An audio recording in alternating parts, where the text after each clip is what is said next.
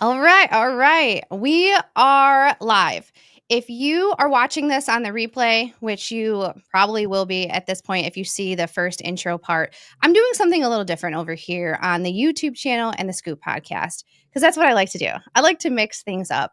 And I've seen some really good opportunities with some ladies that I've known for a really long time and then almost kind of re-met later on in life.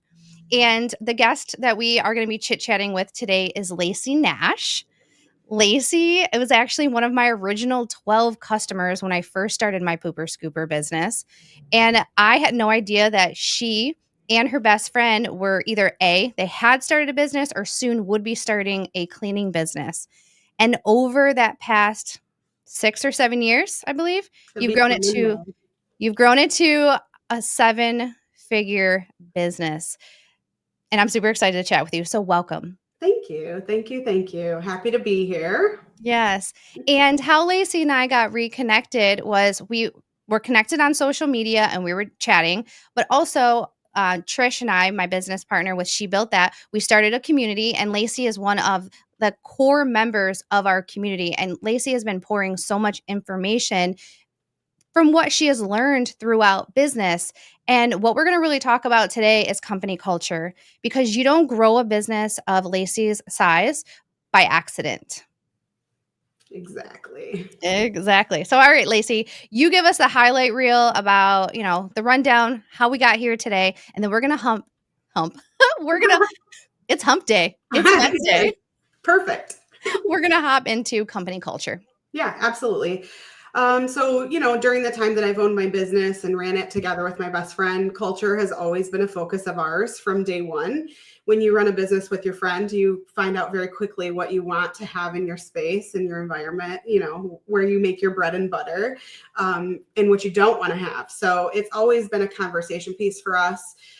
As we've grown our business to seven figures, that's ended up branching us off into some other spaces. That's where the culture framework came from. But over time, we have really drilled into what are the qualities, behaviors, disciplines that we want to have in our business that help shape company culture. And so I'm really excited to talk about it today and dive in.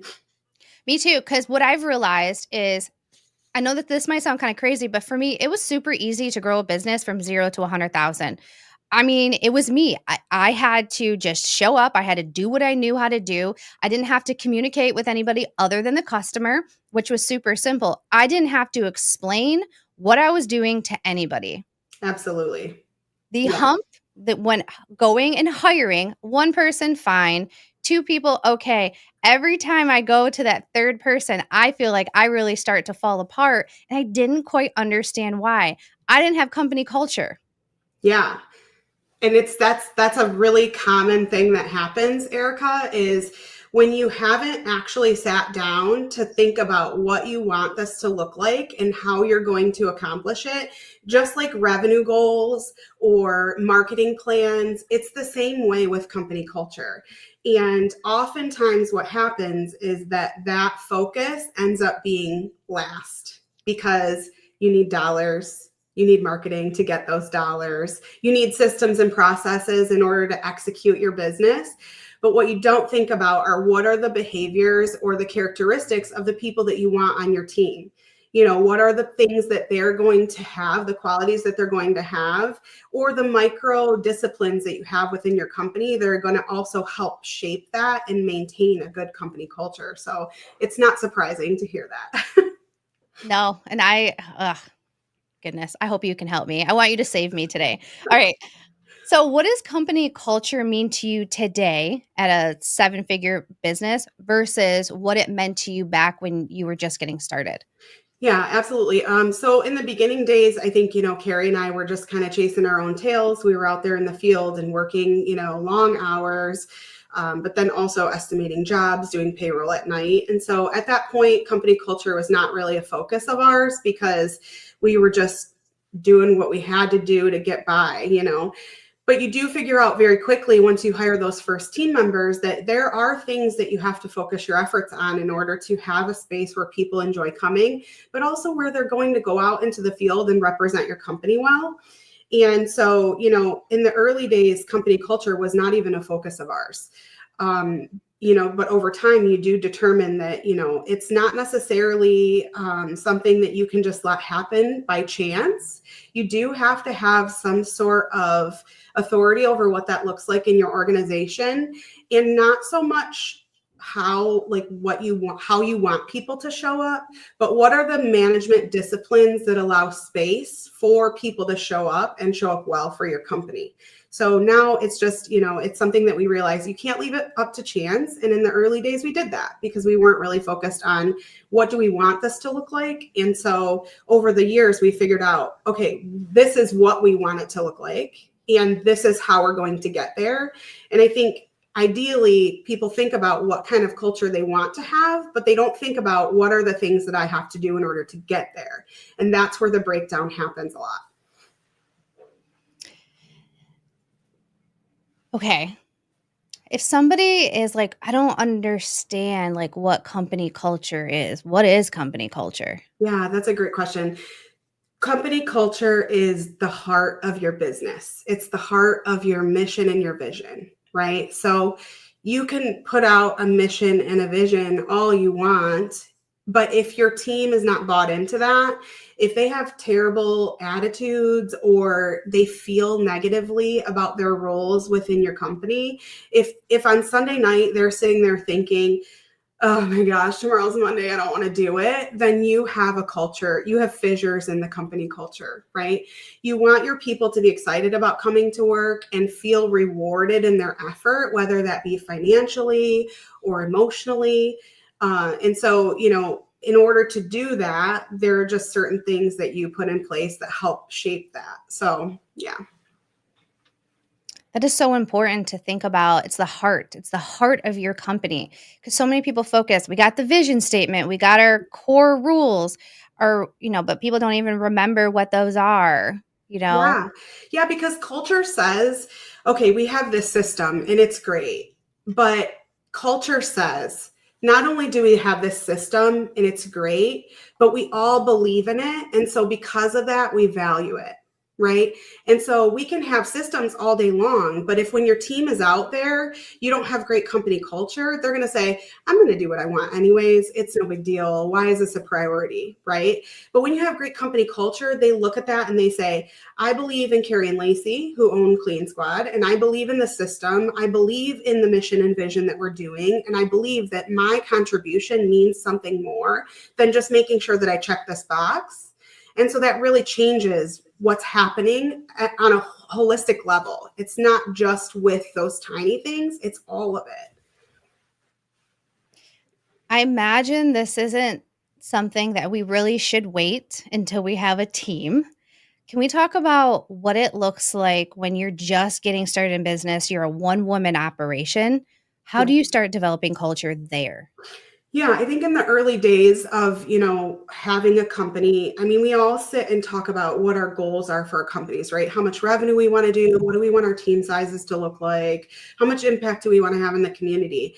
And those are all really great things that is the basis through which you funnel all other things through, But part of that conversation or that goal setting should be, what do you want the company culture to look like? And I think we focus so much on other things that we negate. We neglect that part of it. And I think that is really a critical component, because when you're ready for that first hire or that second hire or that third hire, if you have your company culture outlined and you know what you want that to look like, it helps you to fit those puzzle pieces together. It helps you to look at the candidates that are coming in your door and you can say, this person is a great culture fit, right? So at Clean Squad, we hire for integrity and we train for skill. And we always have done that. And the reason why is because those employees who have integrity and they, are really great culture fits, we can teach them how to clean all day long. Because when things don't go the way that they're supposed to, or they make mistakes, they're going to own up to it and they're going to say, you know what, tomorrow's a better day. How can I do better? Right. So that's the problem that I see with a lot of early starting companies, though, is that they're so, you got fuel, your foot's on the gas pedal and you're trying to grow this business, but you haven't actually sat down and thought, okay, what do I want my team to look like? What are the skill sets that are necessary to have a team that I not only know are going to represent my company well, but I want to barbecue with them? Because if you don't think about the barbecuing aspect, if you don't think about, and the reason I say that is like, it's just the way that we can think about it, conceptualize spending time with these people. Because that is what you're doing. You're going to spend time with them, whether it be virtually, in a meeting, at a Christmas party, whatever that looks like. But also your clients are spending time with them. So what do you want your clients to spend time with, right? Because they're the ones out there spending time with your clients. So if I don't want to barbecue with you, I probably don't want you barbecuing with my clients. So what does that look like? What are the skill sets, qualities? Are they positive? Do they have drive and determination? And so you start thinking about that in the very early days, because then when it's time, when you have to hit the gas pedal on hiring, you already know exactly what you need to do in order to get those candidates. Okay. This is so good.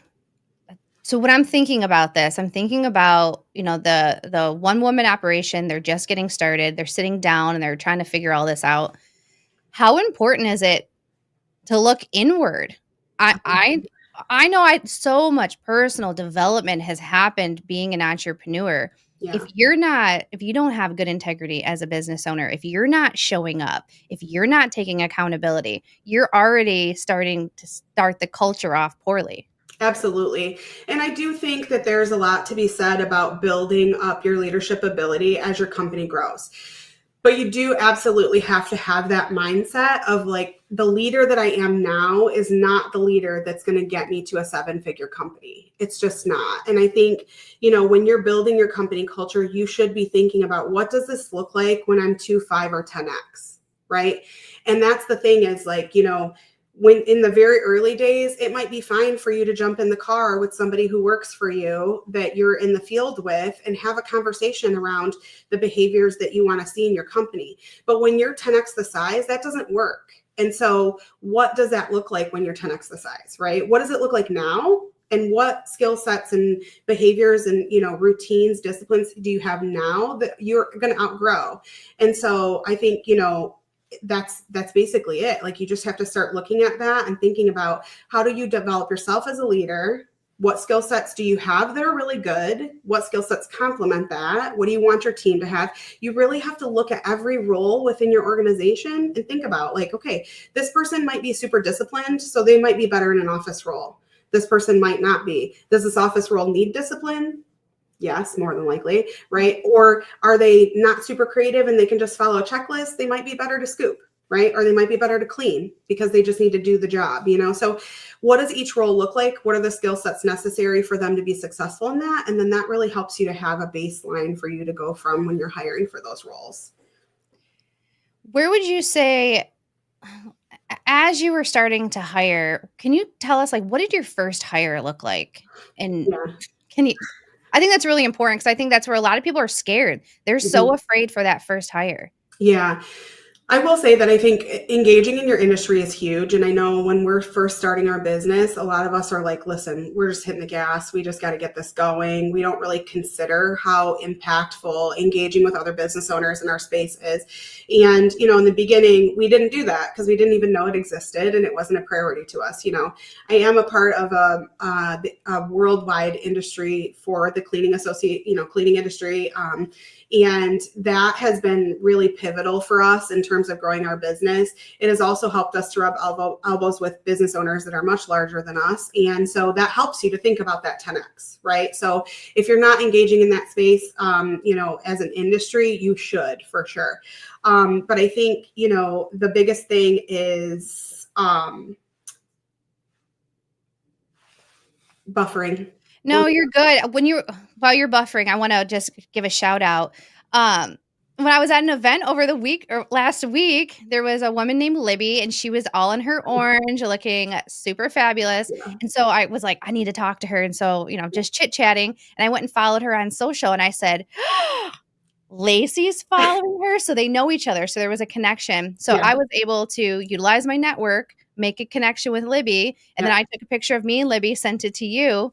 And I've come to find out that you and Libby you guys do a coffee chat together, like Yeah. big players in the cleaning space. And I'm just like, this is crazy. I love Yeah. this. Yeah, and that's the thing is, being able to network with other people in your space is huge. I just think that when you're in the weeds with growing your business, it's very difficult to think about what does that look like when you're larger, and what are the things that you need to do in order to get there, and what are the things that you need to be focusing on when you're smaller. So, yeah. It is, and being able to, like, see past all the work that you have to do and the paperwork, when you start getting around other people that are like, "Yeah, I've been there, done that. This is what is possible." It's like, "Okay, I came back super excited and super inspired, put my head down and started working, and now I'm not so scared to go to that 500,000 and then go to 1,000,000, because it's like, okay, I have people in my corner now. If I have a question about company culture, because I didn't really understand it too much, I know who to ask. Yeah. And Yeah, and absolutely. it doesn't have to be these massive parties, and you don't have to spend all this money. I realized just having a what is it? A company meeting every Friday. I bring donuts and coffee, which I believe you recommended that to me. Yeah. That's been huge. That's been huge for us. Yeah, and that's what culture really is like, especially as you scale your business. In the early days, what happens is business owners, they think about culture and they think about pizza parties. And I'm sorry, but that's not it. You can have a pizza party with a team that is so burnt out and so Corporate America. disconnected. Corporate America does that. Yeah. And how many times do we talk about that? And the reason we talk about that is because I'm sorry, but like when we're in the weeds with this, that is not going to make anything better. But what does make things better are leaders that are engaged, are leaders that are accountable, right? Are leaders that really hear what you have to say. And so when you're shaping your company culture and what that looks like, especially in the early days, the next step is to figure out, how do we engage the team in order to get this goal of having a specific culture accomplished, right? So the culture framework, there's 4 pillars, and we work through those pillars in order to create a really good company culture. But as leaders, you have to sit down and look at yourself. You have to have self accountability, in order to figure out where you want your company to go, because there may be things that you just don't do well, and that's okay. Be accountable for that though, right? And I think accountability for your team is huge. It goes so far, because when they recognize that you also are not perfect, you make mistakes, you don't always have all the answers, they can get behind that, because that's real, right? And I think pre-COVID, we had a management culture that was just like, I'm supposed to have all the answers and I'm supposed to know what's going on. And, I can never make mistakes. But I think once society went through COVID, we looked at it and we said, coming out of this, if you're not a strong leader, you're going to struggle, because your team was looking at you in COVID going, what is happening next? My entire income is in your hands, but also as owners, we were looking at it going, yeah, it is. And I don't know what the answer is. We didn't have a choice because we had never been through that before, right? So with COVID, Clean Squad lost their entire team when we came back. I paused services for 7 weeks. When we got back, we had no team. We had 150 clients to service. And so Carrie and I looked at each other and we said, well, I guess we're getting back in the field, and we got really scrappy with it. I hired my husband, she hired her sister, and we got back to work. But through that, what we did was we looked at each other and we said, okay, what kind of leadership is necessary in order to have a company culture where when this happens again, we're not coming back with no team members, because they're so engaged in what we have going on that they also can't wait to get back to work, right? They also can't wait to see each other. They can't wait to see us, And so that's when we really started digging in on what are those behaviors from management that are going to create that culture. Okay, can you give us maybe 2 or 3 examples of behaviors? Yeah. So one of the things that we do, because like I said, it's not pizza parties. Our team work independently. They're out there solo every day, Monday through Friday. So one of the things that we value, and it's very expensive to us as a business, is we have a Monday morning meeting every single Monday. And during that meeting, we talk about wins, we talk about failures, we do a training topic. We might teach them, customer service skills. We might talk about sales. And so, that meeting is super important to us because while they're out there solo, sometimes they do have to tag in on jobs. Sometimes they need to know that, somebody's husband has cancer. Sometimes they need to know that somebody's going through a divorce. This is how we support each other as a team. And so, when they're out there and their routes change because somebody had to go to a doctor's appointment for their husband who has cancer, they're not out there being bitter about that because they understand as a team, we support one another. And so having them engage in that space together is really beneficial because then they kind of get to know each other and all that stuff. The other thing that we do that's really integral to our company culture is we do one-on-ones with our team. Cleaning is a very subjective space. And so how do we navigate those expectations that the clients have when they are sometimes so drastic, right? But also, how do we make sure that we have behaviors in our team that are things that we want in our company culture? And so during our one-on-ones, they're about 10 minutes. We do them virtually now. And that's one of the things that has changed as we scaled. So, when you're starting those very early stages of shaping the company culture and the behaviors and the rituals that you want to have as a management team, you have to look at, okay, we're doing this right now, person to person in an office, but can we do that when we're 10x the size? And if we can't, what does that look like? And so they're virtual now, but they are reciprocal. It's feedback around the board. So the other thing with that is it's at a set cadence. So, you have to be very disciplined with those things at set cadences because what that tells your team is that I value this. It's important to me. And it also should be important to you. But this is when it's happening. So come prepared. Right? Because that helps the conversations and that space that is sacred for that feedback, both to management and to your team, be a space where everybody knows that it's happening and they can come ready for that. And so during those one-on-ones, we talk about, what is the performance like? We ask them to toot their own horn because sometimes there's stuff happening out there in the field that we don't necessarily know about.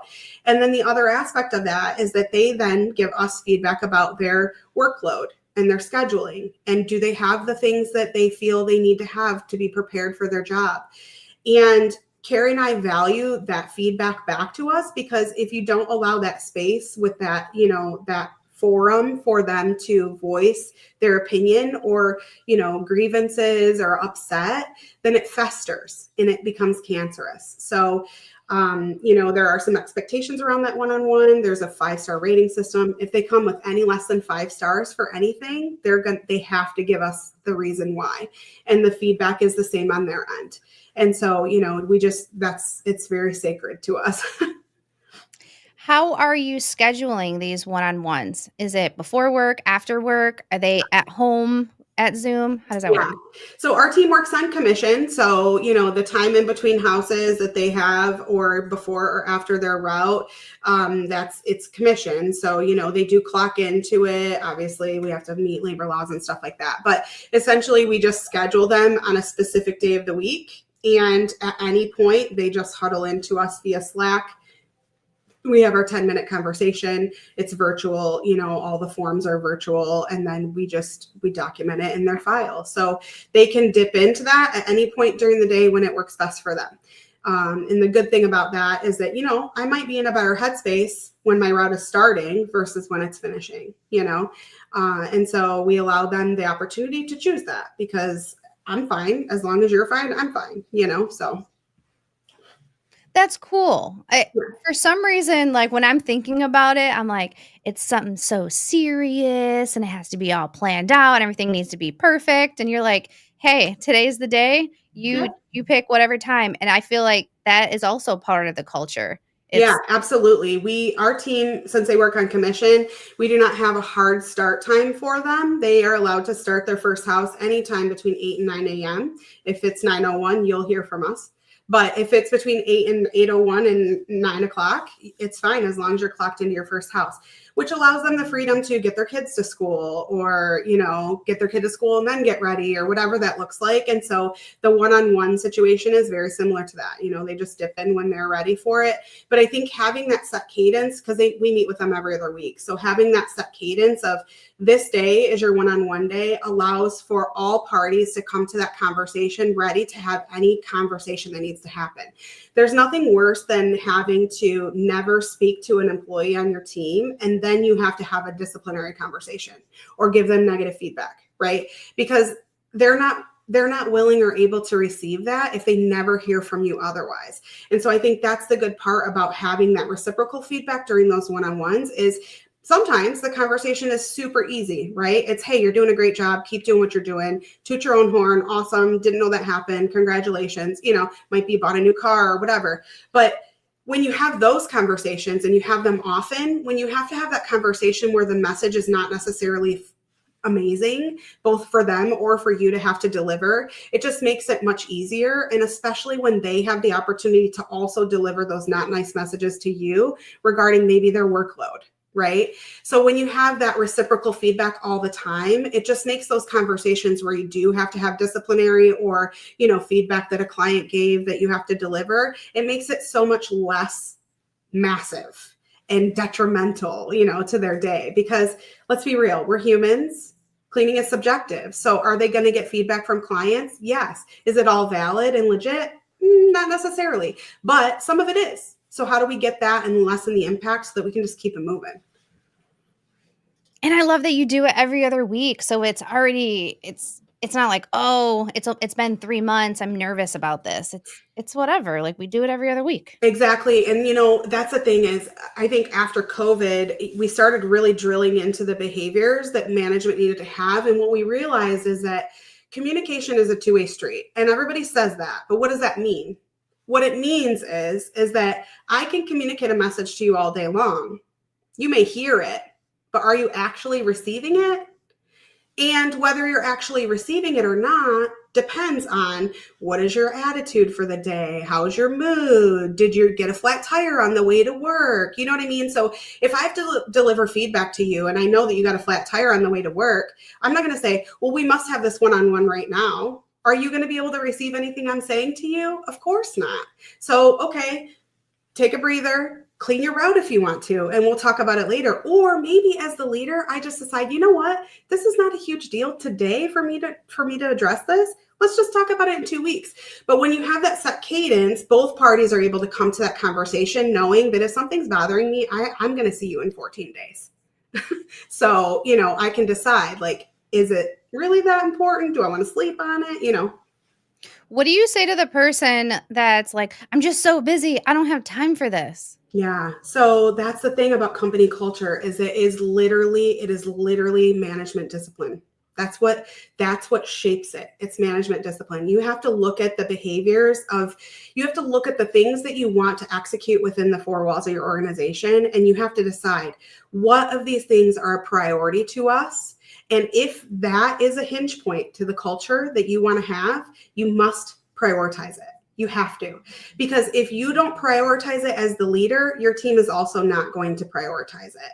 So yeah, we allow them to dip in whenever they want to. That works for us because we're here 8 to 5, but it might not work for all companies. So what does work for you? Figure out how you can create a structure or a system or a, discipline that your team can funnel into. Maybe it's only Monday through Wednesday, Thursday, Friday, you can't do it, right? So you just have to sit down and say, okay, this is the behavior that I want to have. This is how important it is for me to value this. And how can I fit this into my schedule in a way that I can be successful first? Because I can't ask my team to be successful with it if I'm also not. Okay. If somebody's listening, which we do have people listening, and there's some questions in the chat, which I'll read those a little bit later. But say the person's listening, they're like, okay, I'm going to do this. We're going to get this set up. How do I do it? Yeah. So first of all, I can help you. Obviously, the culture framework is a system. It is, a bunch of modules that help you to understand where do you want your culture to start and how do you build that. It's 4 pillars. You have to lead yourself first. You have to engage with your team, right? You have to align with structure. and then you develop leaders and momentum, right? So that's exactly the 4 pillars that create the culture framework. But I think it's just really basically sitting down and saying like, okay, what do I want this to look like? What kind of team do I want to have? What are the necessary skills that they have to have? Soft skills, right? Do they have to be personable? Because in my field, they absolutely have to be personable. In your field, you might be okay with somebody who's a little rough around the edges, right? So I don't know. I don't know what that looks like. Just depends on what role you're putting them into. And so you look at all of those things and then you decide, okay, how am I going to track this candidate? And then once I have them, what are the micro systems, micro disciplines that I'm going to have in my company to make sure that we stay on pace with that? Because like I said earlier, we hire for integrity, train for skill. So obviously skill is a component that we're going to talk about during one-on-ones, right? Because we have to, that's the job we're doing. But we also are going to talk about, hey, you're a little bit negative today, or every time you come to a meeting, you don't have anything positive to say. What's going on in your world? Positivity is a core value around here. Or for us, communication is a core value. And so I would much rather you over communicate with me than under communicate and don't tell me anything, right? So our one-on-ones are filtered around that. We talk about those things all the time because that's what we value. So. And you know your employee's personality type, right? Yes. As well? Yep. Okay. Yep. Because that's going to allow you. Go ahead. It's through our hiring process. They all take a personality test. It does allow us to have coaching questions for them, interview questions. We can compare them to other team members. So that's really great too, for sure. Because I liked what you said about when you're having the conversation with them, if they're having a rough day, they're not going to be able to hear you. And it made me think of my husband and how I know his personality type. So I'm like, okay, when I need to have a big conversation, I need to deliver in a way that he's going to hear it, not in a way that I would deliver it because my personality is so different. Absolutely. And I think that is, that is a really important factor to just communication in general. But obviously, as business owners, and especially when you get to a 7-figure mark, there are times where you have to just check the box, right? Like we have to have a one-on-one. But I think having the conversation or knowing, like setting the framework for what that looks like allows for those opportunities for them to show up wholly themselves and just say, listen, I was up all night. My husband has cancer. He's vomiting, like whatever that looks like. And then us being able to decide, okay, we're going to reconvene about this in 14 days, And so I think showing up wholly as leaders is important, super important. Your team should know about your failures before your wins, as far as I'm concerned. But I think allowing that space for your team to also do that is super critical, because you can't actually get the mission and vision accomplished if when you're trying to run the business, you negate the fact that these are human beings. They have personalities, they have things going on in their lives too. And so, yeah, definitely learning how to communicate with them in a way that works for them. But I think when you set that framework and that structure, it really allows for that to happen. If you don't have those micro habits, it's hard for you to know how to communicate with somebody if you haven't met with them every 2 weeks. If it's every 3 months, like you said, I don't know anything about this person. Yeah, you don't even know them. They're a stranger. Yeah. Oh, man, it's so good. Okay, so we have 2 comments. First, we're going to start with Justin Brock. Can you see this message right here on our screen? Yeah. Okay. It says, this is hitting home. Just hired my first scooper, and he did his first day. He's trustworthy. So the thing is, he is lacking on can be taught. The messaging and gate check photos were lacking. Yeah, absolutely. And I think that's too what it boils down to is, when you have really good core values, when you have things established within your company that you want your candidates to check the box on, for us, it's being coachable. That's a huge factor, because here's the thing. Everybody knows that amazing baseball player that's on the team that has a terrible attitude, it doesn't matter how good they are. Because when they fall short, you're not going to be able to tell them anyways. So where are we actually going with that, right? And so when you really look at the candidates on your team and you drill into like what kind of behaviors you want them to have, you have to determine like, am I okay with somebody who has 20 years of experience on my team? Or do I want people that have no experience?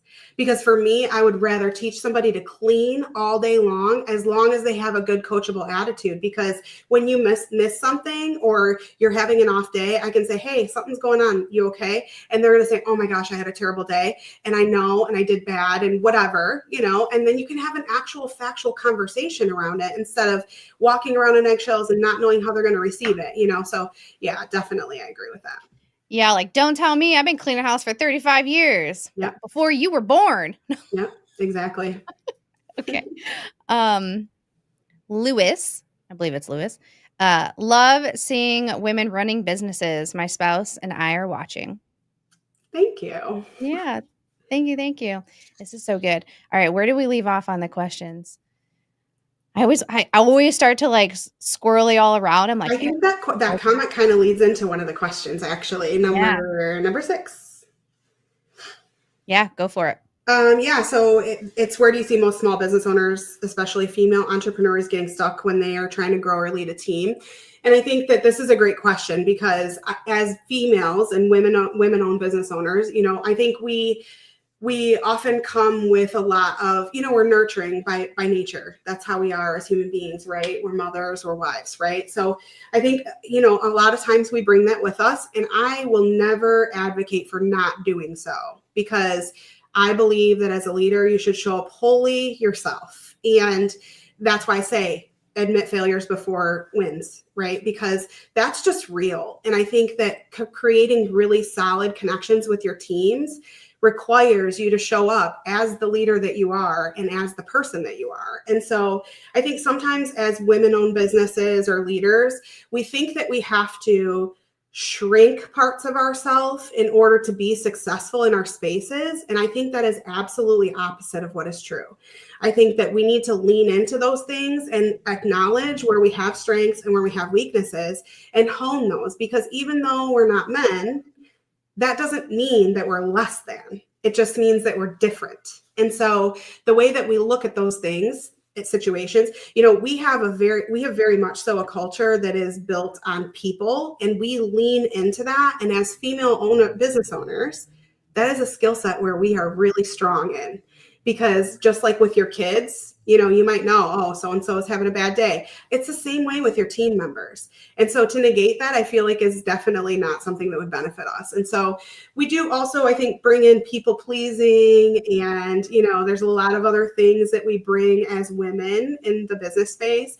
And so, lean on your male counterparts, but also your other female-owned business owners that you have in your space, because you're going to be able to glean information from them and knowledge and inspiration that you otherwise don't have. So, Did you ever have mom guilt? oh gosh, yes. So I've been the breadwinner in my household for many, many years. And luckily, my husband he's a great dad. And so he was hands-on with my kids. But for many years, yeah, I would have to, late nights and long days. But I think though, we lean into that in my household. I have 3 girls. And so I absolutely lean into that. And my goal is to teach them what work ethic is. It's to teach them the value of your word, right? Because if money, things, offices, cars, all of that aside, if you don't have strong work ethic and you don't have your word, then you have nothing as far as I'm concerned. And so in our household, that has absolutely been something. They have watched Carrie and I, as strong women, build this business from the ground up and feed them and house them and clothe them. And so we lean into that a lot. My youngest daughter had a bracelet making business this summer. She was out on the curb for weeks in the summer, building bracelets and stuff. So I think it's, mom guilt is there, but at the same time, you have to look at that and lean into, okay, what does that look like for my family? What lessons am I teaching them? I love that where you said lean into your family, and they're able to see how you're navigating this business and how you're growing. And it's important for them to see all of that because Yeah. yeah. I think the people closest to you are sometimes the most challenging because they know what you were doing before and they know what you're doing now. And so they're like, is it a thing? Is it not a thing? Like they're not really sure, whereas other people are seeing you do it and they're like, that's a thing, So it is interesting. I think communication with your family is huge, like, hey, this is where Clean Squat's going this year. This is what we're doing, you know. And I think sharing those things, because to them, especially to the kids, you know, it's a paycheck. They don't know, they don't even know about that. They just know they have food on the counter and they're playing little league, you know. So I think sharing those things, you know, when I've done other podcasts, my adult children have been able to see them online and they're like, oh my gosh. And it's like, yeah, it's a thing, guys. Like we're doing things, you know. And I think sharing that often with your family is important too, because they need to be able to celebrate your wins as well. It's true. The other day, I had a good conversation with the oldest, and he was like asking me questions about the business. And he was like, "That's awesome. Like, that's really cool. I'm happy to hear it."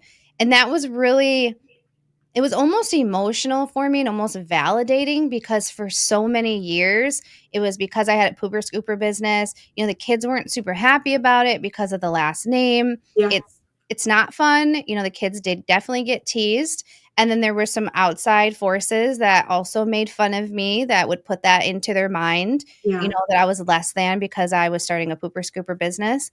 But over the years, they've been able to see the ups and the downs, and they're almost like, you know, "I'm proud of you. You're doing it." And it was just like, "Oh, Yeah. finally, Yeah. finally, I feel like they're proud of me." Yeah, and I think too, like, you know, just acknowledging that business is, you know, I always joke, like, I'm not the smartest person in the room. I'm just a little bit more crazy than the average Joe.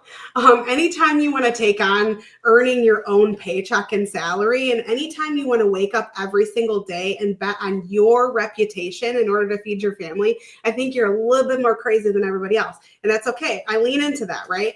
And so I try to talk to my kids about that, because you know, there's a lot of obviously not so glamorous parts of business, but there are also a lot of really glamorous parts of business, like building a company that serves you. And I think sometimes as business owners, we get into this space where we are just grinding it out because we think that's what we have to do. And we forget that the whole reason we started this is because we didn't want to grind it out. We wanted something that served us. And so that is a culture piece as well. You know, what are the things that I'm doing in this business that relay a message to my team, right? If I'm here till 11 o'clock every night, then they don't feel safe enough requesting a day off work. And so I have to look at that behavior as the owner and say, I'm not trying to create a culture here where people think they have to grind it out for me. When it's 5 o'clock, they can clock out, you know? And so I think too, you know, as with kids, you have to show them that as well. And we can't lose sight of, you know, hey, we started this business because we needed an income. Obviously, everybody does. But also, what are the other reasons why we started it? And how do we stay focused on that so that we don't get into that grind? Because otherwise, we might as well just go collect a W 2. It's true, and it's important to try to get that figured out. I think the reason why maybe others around me were kinda like, "Well, what's going on?" Well, because when they would ask me, I'm like, "I don't know, I'm just trying to figure it out." I didn't have the vision, I didn't have the confidence to say, "I'm gonna take it to a seven-figure business," Yeah. because I hadn't developed those skills yet within. Yeah. So, my question to you is, like, as a leader at the level you are, what traits and habits have you developed to get you to the seven-figure mark? Yeah, that's great. You know, in the early days, like I said, you know, we were grinding it out. So we didn't have a lot of that stuff. And I think once you sit down to really decide what do you want your culture to look like, you also have to sit down and decide how are we going to get there? And as a leader, how am I going to get that accomplished? And I think a lot of it has to do with accountability and consistency as a leader. And I think too, you know, as we're grinding it out, we lose track of why we started the business, like I said. And so you have to really start digging into what are the behaviors and disciplines as a leader that are going to help me show up for the company in that way. And I think by and large, it's choosing yourself. And we oftentimes don't do that because we have people relying on us to feed their families. And I think when you start being very disciplined with your schedule and your time and you start choosing yourself, there are a lot of really crazy things that happen as a result of that. And really good things. You know, your team sees you valuing that. They also understand what your role is a little bit more. You know, there's just all these really good things. But that discipline with yourself and your calendar and your own time is what allows you to show up open, available, disciplined in your work life. And so that's been a huge thing for me. The other thing is we very much so, Carrie and I, lean on each other to kind of self-assess or assess each other's performance, find those pitfalls, and then just be highly accountable for that. When I've made a mistake with my team, which happens because I'm human too, I want to show them that, obviously not purposely, but I want them to see that the mistake was made, and I'm going to be accountable for that. I'm going to apologize to them because that's what has to happen in order for you to maintain a really good rapport with them. And so constantly driving towards that self-discipline and then assessing where you're showing up and how you're showing up is really critical. You can't do that though if you're not disciplined with your schedule. So It's true, and I love that you just made mention of Carrie, which we haven't really talked about her very much. But I'm curious, what's your favorite trait about Carrie I love on it. on a personal side and then on a professional side? Yeah. So in our business, we are peanut butter and jelly, whatever you want to say, polar opposites. And that's why it works for us. I'm very much so, I'm an empath, but I'm also a very systems focused leader. So sometimes what happens is I get lost in the sauce. I'm like, this is the system. Why didn't we do the system? What happened? What's happening? And Carrie's over there going, hello. It's because they're people. They're human beings, right? And so I'm like, I forgot about that. So we're just very different leaders. She's very much so a leader that leads with her heart. And the reason that works for us together is because I'm often like, hey, like we do have this system, we need to follow it. And she's like, but I'm like, okay, so let's find that happy medium, right? And I think that's what really creates a great company culture is like, yes, you have systems, but you also have people. This is a very people-y industry, both clients and employees, right? And so I think because of that, her heart for our team and her heart for others is my favorite quality about her, because it's what helps keep us grounded in the mission and vision and in the culture piece, right? I'm like, let's create the system and let's run with it. And how are we going to make it successful? And she's like, don't forget the people, So. And you can't train that. You can't. It's just a skill set she has. And, It's who a she lot is. of what we bring as business owners is baggage from our past, right? And like, how were we raised? And, and I think there's a really great author that actually teaches negotiation skills and showing up as your whole self. Her name is Maury Terraport, and negotiating and bringing your whole self is all her messages. And so you think about that and you're like, okay, and then you go and you meet her or you read her book and you're like, I get it. Like I went to a talk with her and she cried during her speech. And that's not a thing that a lot of speakers will do. They just eliminate that portion of their person. And I have a hard time with that because I'm a very empathetic person. I feel energy and so sometimes when I'm speaking about something, it will just hit my heart and I will cry. And so for years I was like, you can't public speak, Lacie. There's no way. People are not going to listen to you. But then I go and I see her and I'm like, she's showing up wholly and authentically herself, and it doesn't take away from her message. And so I think that that's really important to note because we all have our unique skill sets and abilities. And I think trying to show up as a leader while leaving that at the door is just not feasible. And that's not how really strong leadership happens anymore. It gets me thinking about this sales call that I had on Friday, and I was so very much system. Let's get through the sales call. Let's get to the close. Let's get to the overcoming objections. Close, credit card on file. We're at your house scooping. She had made mention that her husband had passed away, and that's the reason why she was reaching out. And I was like, oh, I'm sorry to hear about that. When would you like to get started? And I listened to the sales call back. I'm mortified. I'm absolutely mortified. I'm going to listen to the sales call with Diane every single day until I learn how to slow down.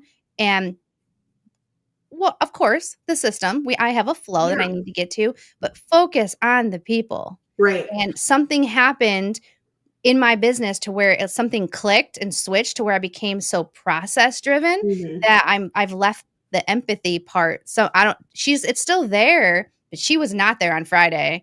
Maybe too much caffeine. I'm not really too sure. Right. But I get what you're saying because like, the heart is so important because if I would have just slowed down and had a connection with her, even if I didn't close the sale, maybe I would have learned what her husband's name was and learned a little bit more about them. Yeah, and that's the thing is, when we go into situations like that, you want to close a sale, and that's great. But like, I had somebody call their sister had a cockroach infestation, and like that happens. It happens in spaces. Do we clean when that's happening? No, of course not. But it was an opportunity for me to educate, right? Like, you're looking to me to help you, and I can't help you, but I can educate you around what this looks like and how we can eventually help you, right? She went out and Google and left me a review, and that's great. But like, the bottom line is this: the culture says we educate, right? The culture says we communicate. And so regardless of whether I got that business or not was irrelevant to me, because in that situation, I was serving my client in whatever way they needed to be served. And so I think remembering the heart is really important. We had somebody hire us because we were the only provider that came for an estimate and addressed their dog.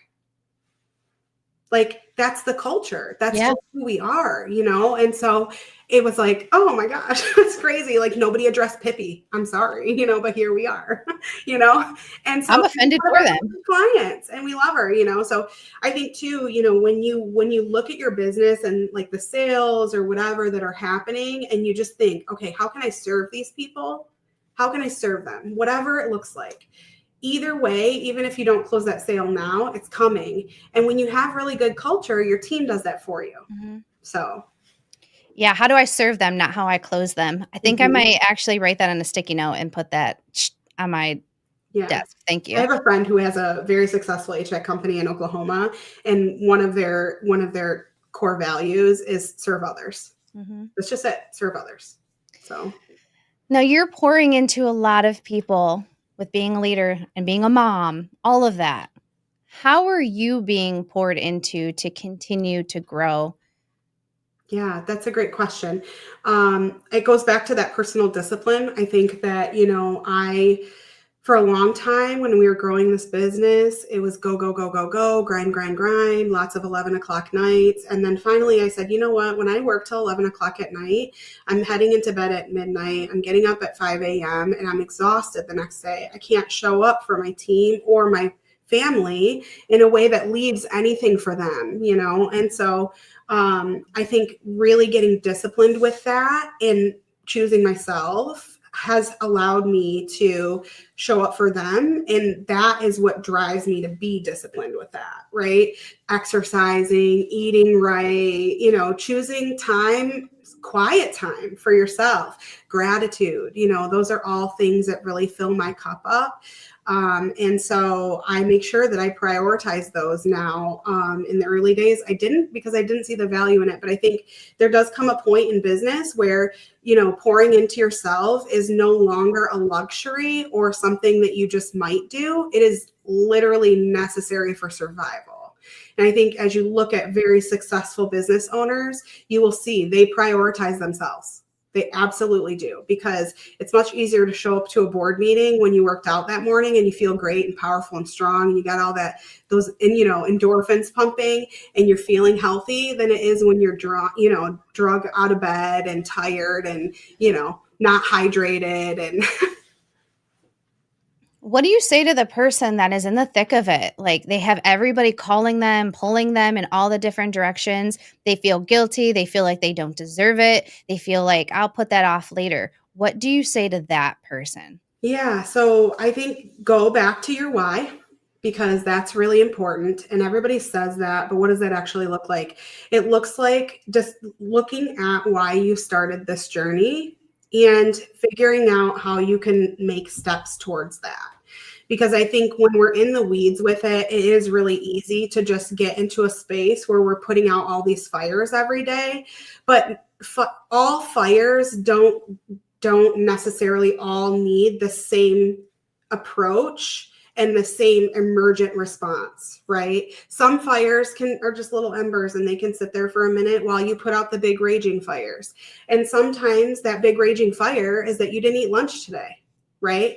And so you might have to decide like, okay, I need to eat something. I haven't eaten all day, you know?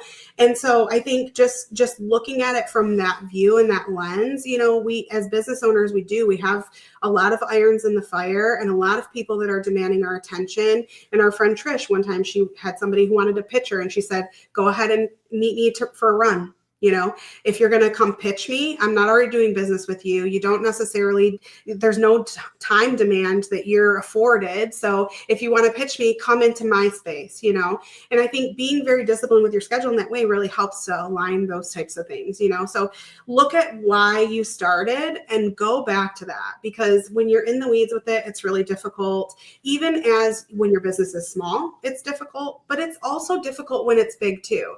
And so you do have to constantly go back to that and think about, okay, why did we start this business? Well, I started this business because I'm a single mom and I have 4 kids I have to get from school. Okay, so when 3 o'clock hits, you're out the door, you know? And so you have to look at that, because sometimes when 3 o'clock hits, you're like, man, I still got 4 more hours of work to do.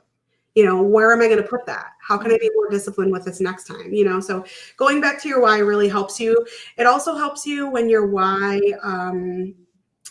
is very personal, because sometimes we start things, you know, we start things because we need an income, right? And that's very personal, but then that's where it stops. And then our why turns into, well, I want to do this for my kids, or I want to do this so I can, you know, start a homeless shelter, or I want to do this because, and that's all great. But when you're in the weeds with something, your why needs to be personal, because that homeless shelter, that's not a priority right now when you're literally drowning. And so if your why isn't personal enough, you need to make it that, because when you're in those weeds, you're going to be like, okay, I just really want to run this business from a beach in Fiji. And it makes it easier for you to think about that, you know? I really struggled with my why. I was like, there's too many options to really narrow it down. And when I was gone in Louisville, Kentucky, I had the opportunity to hang out with Charles Nelson. We spent some one-on-one time together, and we were just talking about KPIs. And he was like, the whole writing stuff down on a napkin. And then I asked him about the why. I said, I'm really having a hard time narrowing it down. He was like, why not? And Yeah, I have often thought of that, of why not build a business so you can have the life that you want? Why not do this? For me, it's why not build it so then I have the opportunity to say yes whenever I want to and say no whenever I want to. And I'm not forced into a no or forced into a yes because I'm in a tough situation. absolutely. And that looks different for everybody. And I think that that's what's important about it, is getting into the weeds with that. What does it look like? I want to be able to go to the grocery store and never have to question when my kids want to put stuff in the cart. Right.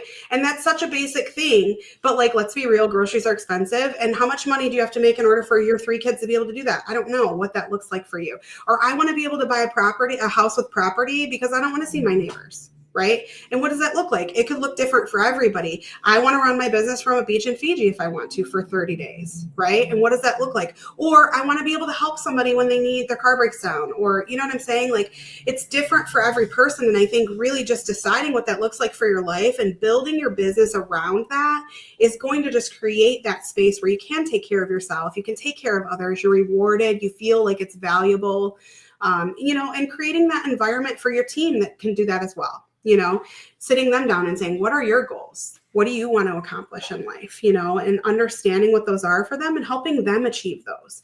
That's super important too. Focusing on the people. Yeah. I love it. What are you super proud of this year?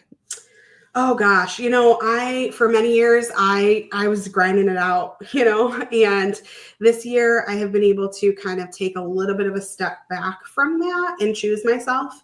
It kind of goes back to that conversation that I said about it being literally sanity. You know, at some point I feel like if you don't choose yourself, your body's going to choose yourself whether you want to or not.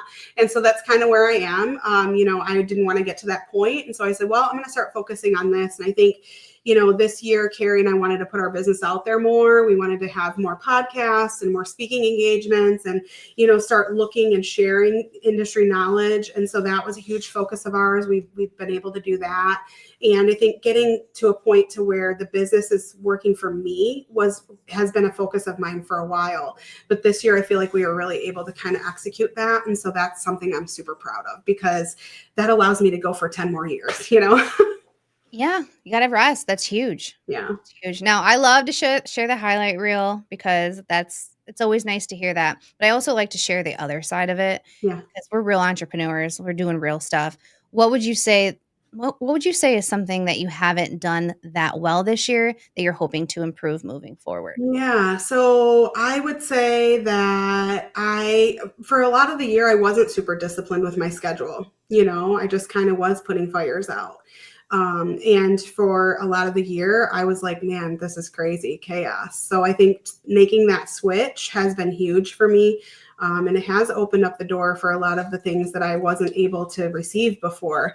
So I think that, not being disciplined and allowing those fires to kind of take over my day was a huge, huge issue for the year. And that bleeds into your family life. It really does, because when you haven't managed your time very well and you've kind of allowed, whatever's happening to take over your day, you are working late and you have, things that you have to get taken care of. So I think being able to choose my family and myself and be more disciplined with my personal schedule has been an ongoing battle. This year I aced it.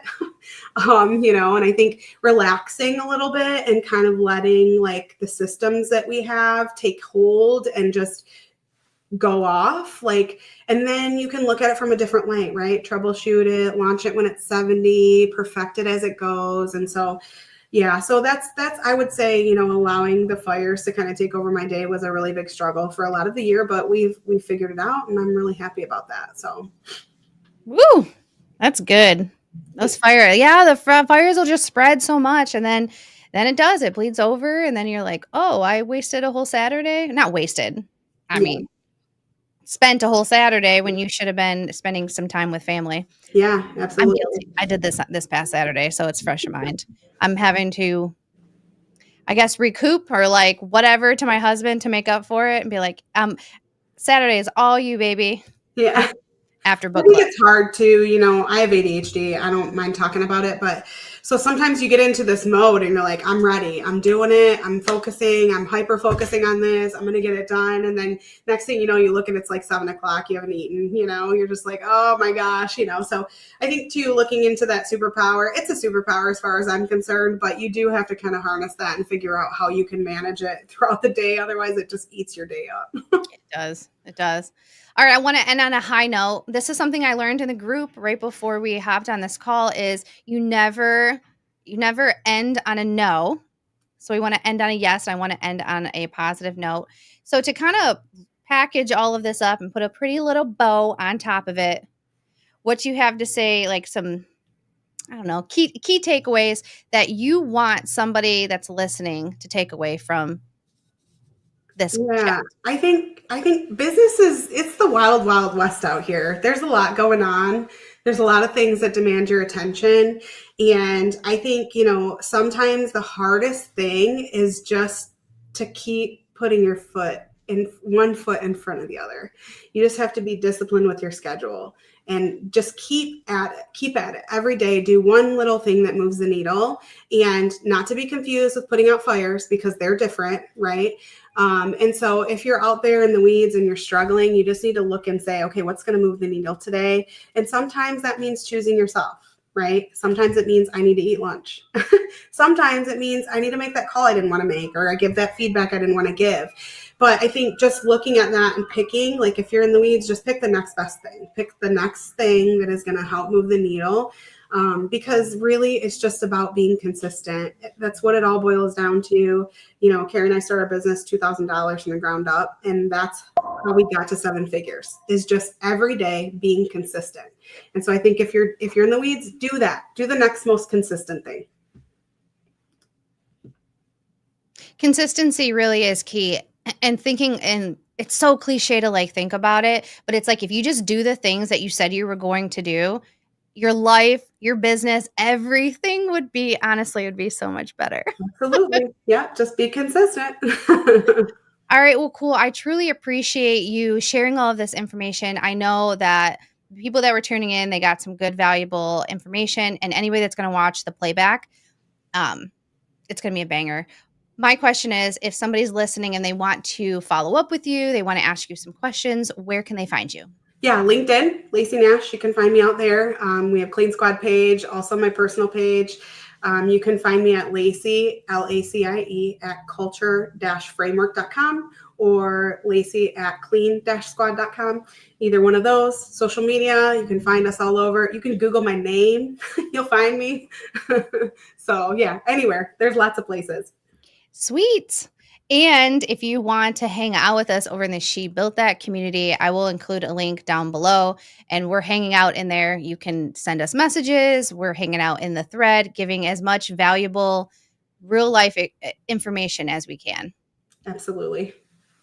Okay, I got one more question and then we can go ahead and hop off. But I'm going to end out the stream. Please don't close out, Lacie, because I need for your recording To upload. to render on my end so I can have it for repurposing. Okay. Okay, cool. All right. It says, I love these interviews. So many good tips and information for those of us just getting started. Oh, good. Yeah, thank you. This was so great. We appreciate you guys, and we will see you next time. Bye.